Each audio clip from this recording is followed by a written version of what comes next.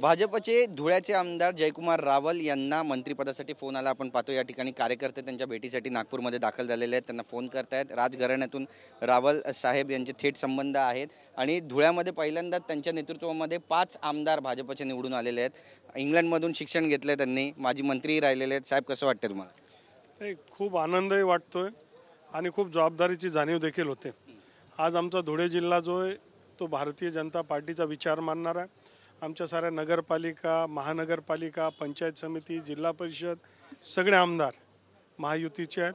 आमच्या एक शिवसेनामधनं शिंदे साहेबांच्या टीममधनं एक आमची भगिनी निवडून आली. त्यांना मी मागच्या काळात मी अध्यक्ष असताना त्या भाजपमध्येच होते. मी त्यांना महापौर त्या काळामध्ये बनवलं होतं. आणि मग सगळे आमदार हे आमचे घरचे आहेत, परिवाराचे आहेत आणि पार्टीमधनं तयार झालेले आहेत. आणि म्हणून 100% आमचा स्ट्राईक रेट असल्यामुळे कदाचित पार्टीने हा चांगला विचार केला असेल. आम्ही पाहतो तुमचे डोळे सुद्धा या ठिकाणी पाणवलेले आहेत. आनंदाश्रू आहे म्हणा. हा, आनंदाचे शेवटी एवढी मोठी संधी मिळणं हे देखील फार मोठा बहुमान आहे.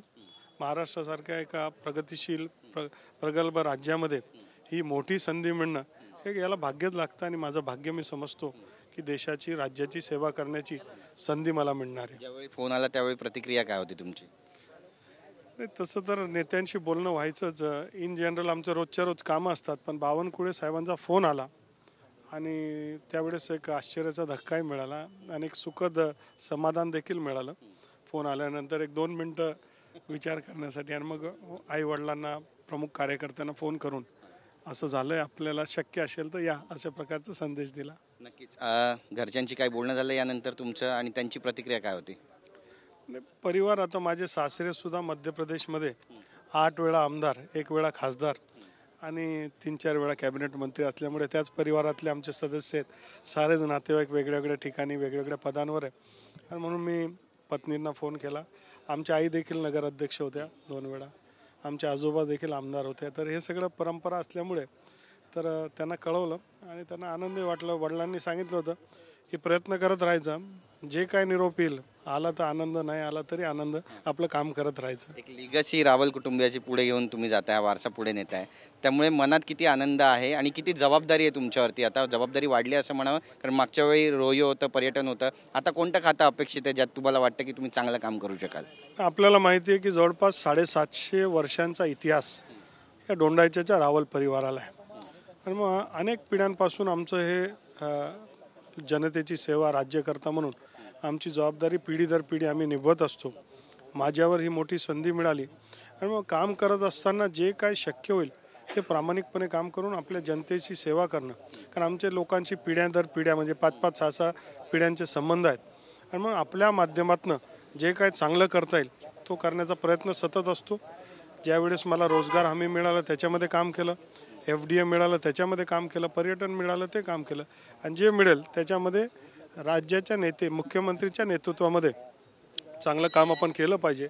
एक चांगलं नेतृत्व म्हणजे देवेंद्र फडणवीस सारखं अभ्यासू नेतृत्व, ज्यांना माहिती आहे सगळी गोष्टी, त्यांच्याबरोबर काम करण्याची एक वेगळी मजा असते. देवेंद्र फडणवीसांचे अगदी जवळचे मानले जातात, त्यांच्याशी बोलणं झालं?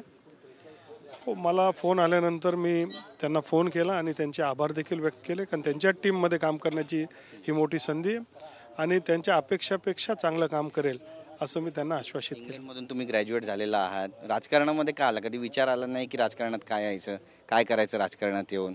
इतक्या चिखल आहे, यामध्ये आपण कसे काय टिकाव धरू शकू, असा कधी विचार नाही आला तुमच्या मनात?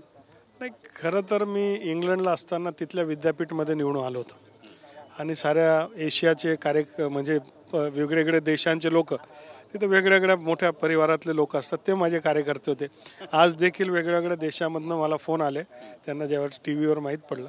म्हणून तिथूनच माझी सुरुवात केली. खरं तर ज्या परिवारात मी जन्म घेतला आहे त्या परिवारामध्ये सेवा हे करावंच लागतं आणि संबंध पिढी दर पिढी लोकांची संबंध टिकून ठेवावं लागतात. आणि म्हणून जी काय परिस्थितीला संघर्ष करत म्हणजे महाराणा प्रताप यांनी सुद्धा त्या काळामध्ये देशासाठी संघर्ष केला, तेच रक्त त्यांचाच मी अनुयायी आहे. आणि म्हणून त्या पद्धतीने लहानपणापासूनच आम्हाला शिकवलं जातं की आपल्या देशासाठी, आपल्या लोकांसाठी आपण काम केलं पाहिजे, त्याग केला पाहिजे, प्रसंगी बलिदान देखील केलं पाहिजे. धन्यवाद आणि खूप खूप अभिनंदन तुमचं. पुन्हा एकदा मंत्रिपदाची तुम्हाला या ठिकाणी संधी मिळते. तर आपण पाहतो या ठिकाणी काही खुशी, काही गमचं वातावरण सध्या अनुभवायला मिळते. बऱ्याच आमदारांना फोन जात आहेत, काहींना गेलेले नाही आहेत. त्यांच्यामध्ये एक सायलेंट असं वातावरण पाहायला मिळतं आहे, शांतीचं वातावरण पाहायला मिळतं आहे. दुसरीकडे ज्यांना फोन कॉल गेलेले आहेत त्यांचे मात्र आनंद अश्रू थांबत नाही आहेत. कॅमेरा पर्सन योगेश गुरवचा गिरीश गायकवाड, TV9 मराठी, नागपूर.